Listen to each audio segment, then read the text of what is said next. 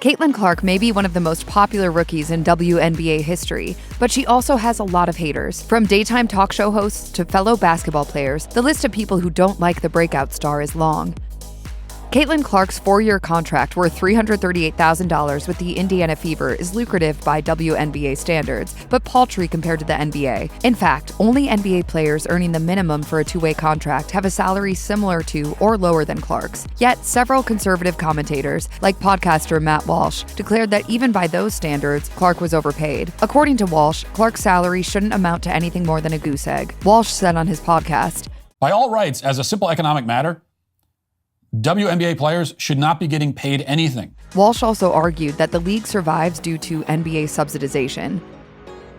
While Clark received kudos for opening the WNBA to broader audiences, Sunny Hostin, who co-hosts The View, declared the athlete contributed nothing to diversifying the league. Hostin said on the show, "I do think that she is more relatable to more people because she's white. And unfortunately, there still is that stigma against the LGBTQ+ community. 70% of the WNBA is black. A third of the players are in the LGBTQ community, and we have to do something about that." Hostin's declaration echoed the sentiments of former ESPN broadcaster Jameel Hill, who said to the Los Angeles Times, "We would all be very naive if we didn't say race and her sexuality played a role in her popularity." But political commentator Megyn Kelly wasn't having any of it, shaming the entire View panel for bringing up Clark's background in the first place. Kelly said on Sky News Australia, "What a bunch of spoiled, jealous brats. All I want to hear from them is, thank you. That's it. That's all they should be saying to Caitlin Clark. Thank you so much for calling to attention our sport that literally no one cares about."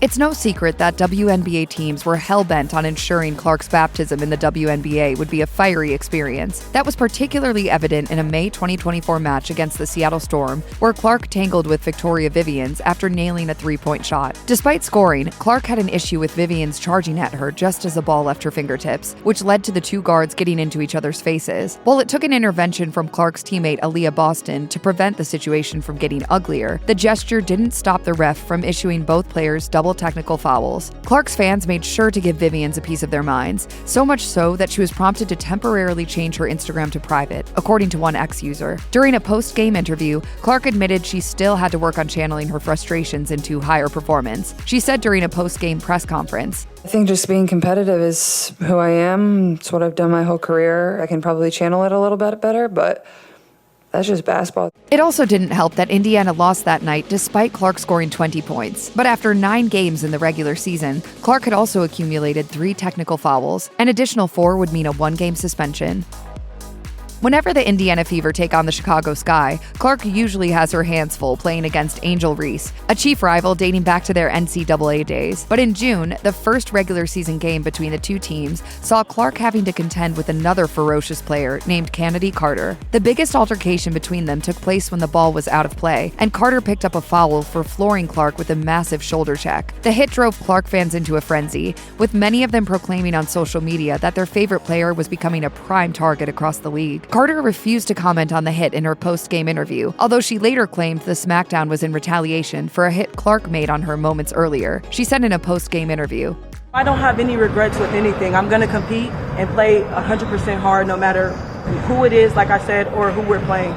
She wasn't done with Clark, however, further attacking her on Instagram threads with a quick text that read, "And that's that on that, because beside three-point shooting, what does she bring to the table, man?" Clark, however, was far more diplomatic about the incident. She told the press, People are competitive. It is what it is. And she's having a tremendous season. She's played great basketball.